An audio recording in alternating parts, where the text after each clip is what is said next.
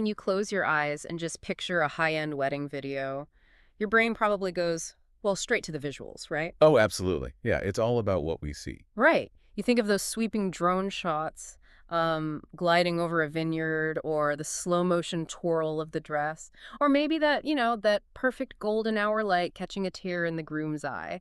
We just naturally think of documenting an event like this as an entirely visual medium.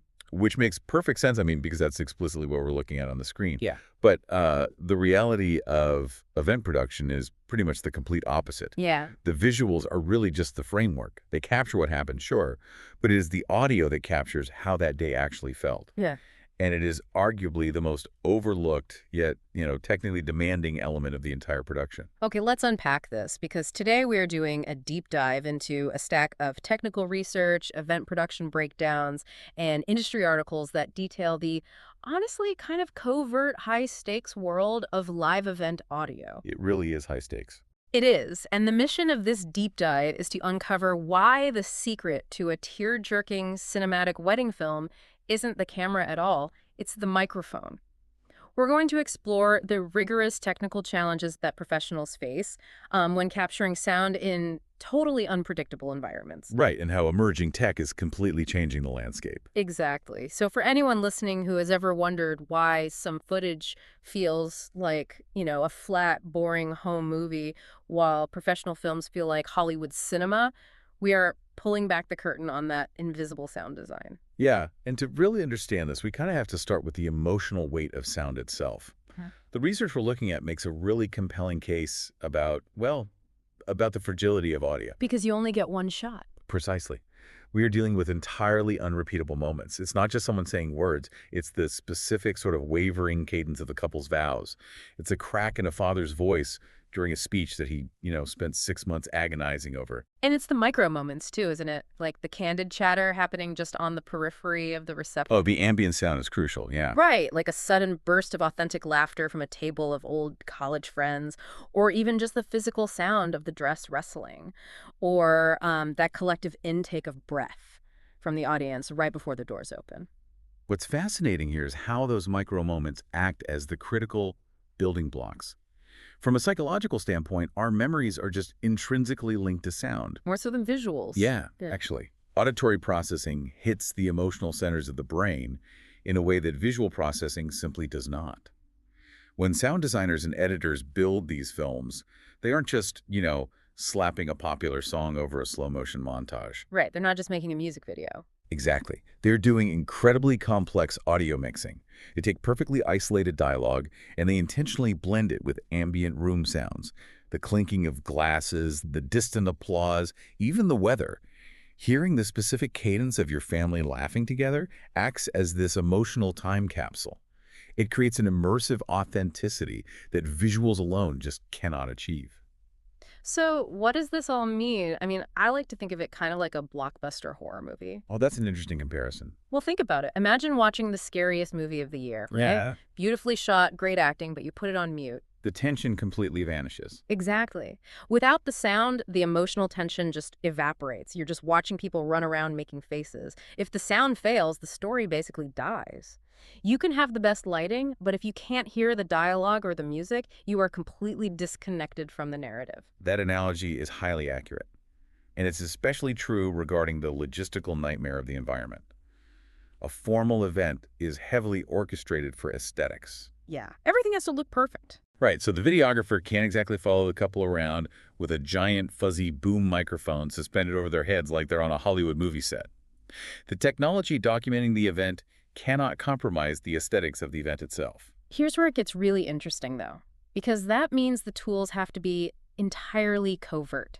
The industry breakdowns outline a very specific toolkit designed to solve this exact problem, starting with the lavalier microphone. The lapel mics, yeah. Right. I mean, we are essentially talking about professional videographers wiretapping the groom for his own wedding. It's wild. They discreetly attach these tiny lapel mics to the inside of jackets or ties. But beyond just hiding the mic, the technical goal here is proximity. Proximity is basically the single most important rule in audio capture. The closer the microphone capsule is to the sound source, in this case, the mouth, the higher the signal-to-noise ratio. Meaning you get more voice and less background junk. Precisely. By placing a lavalier mere inches from the vocal cords, the mic primarily picks up the rich frequencies of the voice and rejects the ambient noise of the room. When you're shooting in a massive, echoing cathedral with a 40-foot ceiling. Or a super windy coastal cliff. Right, exactly. In those spaces, proximity is literally the only way to ensure the dialogue doesn't sound like it was recorded inside a tin can.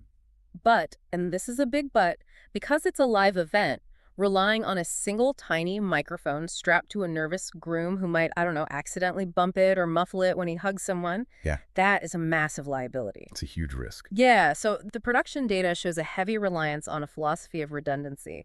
You never, ever trust just one source, and that is where shotgun microphones come into play. Shotgun microphones serve as the primary defensive line for that redundancy. These are highly directional mics, usually mounted directly onto the camera rig. Yeah. But what is really cool is how they actually achieve that directionality. They use something called an interference tube. Right, they have those long barrels with slits cut all down the sides. Those slits are so precisely engineered. Sound waves coming from directly in front of the mic travel straight down the tube to the capsule. But sound waves coming from the sides, like a crying baby in the pews or a passing car, they enter through those side slits at slightly different times. And that messes with the wave. Exactly. It creates phase cancellation. The off-axis sound waves essentially collide and mathematically cancel each other out before they ever hit the microphone capsule. So the shotgun mic acts as a highly focused acoustic laser beam pointing exactly where the camera's looking. Wow. It provides an isolated backup track to the lavalier. It's just brilliant engineering. But the redundancy strategy doesn't even stop with the cameras and the lapels, right? The documentation also details the use of independent, high-resolution, portable audio recorders. Videographers are constantly navigating the reception environment, trying to tap directly into the DJ's soundboard or the venue's house speaker system. While the DJ soundboard, that is a whole different beast. Right, because from what I understand, plugging into a DJ board isn't just a matter of, connecting a cable and hitting record. It requires a really deep understanding of something called gain staging. Gain staging is where so many amateurs completely ruin their audio. A DJ's soundboard is outputting a massive electrical signal. It's designed to drive massive, room-shaking speakers. This is called line-level audio. Okay. But most small portable recording devices are designed to accept mic-level audio, which is just a tiny fraction of that voltage. If an inexperienced operator plugs a line-level signal directly into a mic-level input without applying the proper attenuation, or pads as they call them, the incoming signal will instantly overload the recorder circuitry. So the audio will just be, what, a blown-out, distorted wall of static? Completely unusable. Professional videographers have to carry specialized attenuator cables. They have to understand the routing matrices of whatever random mixing board the venue hired. And they have to monitor the decibel levels to ensure the signal is clean before the first speech even begins. I mean, let's just contextualize this level of tracking for the listener for a second. For one single moment, say, the maid of honor's speech, a professional might be running a lavalier on the groom for reactions, a dedicated mic on the podium, a shotgun mic on camera A, a shotgun mic on camera B, and a direct line feed from the DJ board into a portable recorder. That's 5 discrete sources. Right. 5 distinct, simultaneous audio tracks for a 3-minute speech. And that introduces a whole new nightmare. How in the world do you sync all of that up later? Syncing multiple discrete audio sources used to be a notoriously grueling process. You'd be manually matching up waveforms on a timeline for hours. But modern professional workflows often utilize SMPTE timecode. SMPTE timecode. Yeah, they attach these tiny synchronized timecode generators to every single camera and audio recorder. These little boxes pulse an identical frame-accurate digital clock signal directly into the metadata of every file being recorded. Oh, that's smart. So when the editor pulls all the video and audio files into their software days later, they literally hit one button and the software reads the timecode, instantly snapping all 5 audio tracks and multiple camera angles into perfect millisecond accurate synchronization. That is incredible. But it also really highlights just how intense the live execution is. We are talking about managing time codes, gain staging, phase cancellation, and wireless frequencies. And they have to do it all live. Without a safety net. Yeah, the pre-ceremony rituals described in the industry literature, they sound like an aviation pre-flight checklist. They're formatting SD cards, checking voltage on batteries, and doing some serious radio frequency coordination. Radio frequency, or RF coordination, is a major unseen battleground.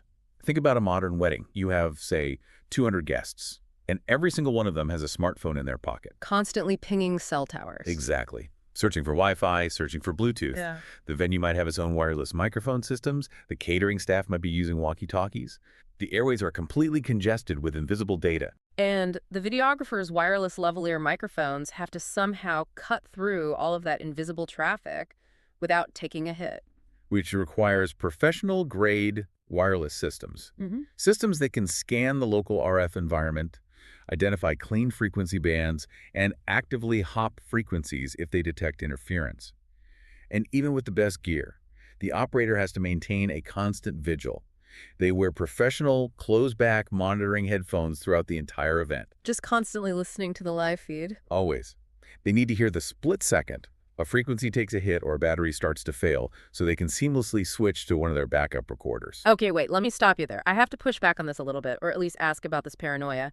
If we look at the post-production side, the software available today is basically magic. It's very impressive, yes. Right, we have AI-driven programs and tools like Isotope RX that can isolate a vocal track, strip out the hum of an air conditioner, remove the echo of a cathedral, and completely erase wind noise. If this software is so incredibly powerful, aren't 5 layers of backup recorders and obsessive live monitoring just massive overkill? Why not just let the mic run and fix the issues in post-production? That is such a common misconception. The assumption that software can fix anything is honestly the most dangerous trap in modern production. Really? Why is that?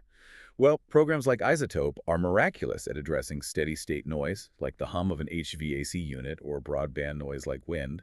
They do this by analyzing the frequency spectrum and mathematically subtracting the unwanted noise from the vocal frequencies. However, software is a subtractive process. It cleans up the signal that already exists. It cannot synthesize data that was never captured. Oh, I see. So if the signal gets destroyed on the way in, there's nothing left to clean. Exactly right.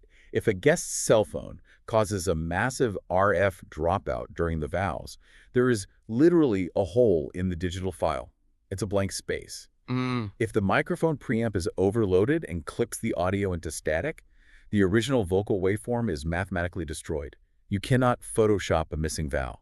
Wow. Software polishes the diamond. It does not conjure the diamond out of thin air. If the primary frequency of the voice is stomped on by interference, no algorithm in the world can restore the emotion and timbre of that specific person's voice. You cannot Photoshop a missing vowel. That puts the stakes into perspective instantly. And frankly, it's terrifying. The pressure on these operators is immense, which I guess explains why the technology sector is racing to engineer safety nets for them. It's a huge market for innovation, absolutely. Right. The research points to a few massive leaps forward in field recording tech designed to alleviate some of this pressure. We are seeing incredibly advanced AI integrated directly into the microphones themselves now, but the most significant game changer seems to be 32-bit float audio recording. 32-bit float architecture is fundamentally changing how field audio is captured.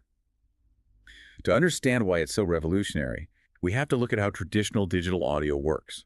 In a standard 16-bit or 24-bit recording, you have a rigid dynamic range. Okay. You have to set your recording volume, your gain manually. If you set it too low, the audio is buried in the electronic hiss of the device. If someone suddenly screams or laughs loudly and the volume exceeds the maximum limit of your set range, the waveform hits an invisible ceiling and is violently chopped off. And that's the clipping we talked about earlier, that horrible, crunchy, blown-out speaker sound that permanently destroys the file. Exactly. But 32-bit float completely removes that ceiling. It achieves this by using dual analog-to-digital converters inside the recorder. Think of it like having 2 different nets to catch fish. Okay, 2 nets. One net is incredibly sensitive and designed to capture the tiniest whispers with perfect clarity. The other net is massive and robust, designed to capture the loudest, most explosive sounds without breaking. The recorder seamlessly blends the data from both converters simultaneously. So it's capturing 2 distinct volume streams at the exact same time. It captures an absolutely massive mathematical dynamic range. The result is a file where it is virtually impossible to clip the audio. The groom can whisper a secret to his bride, and 30 seconds later, the best man can literally scream into the microphone, and the 32-bit float file handles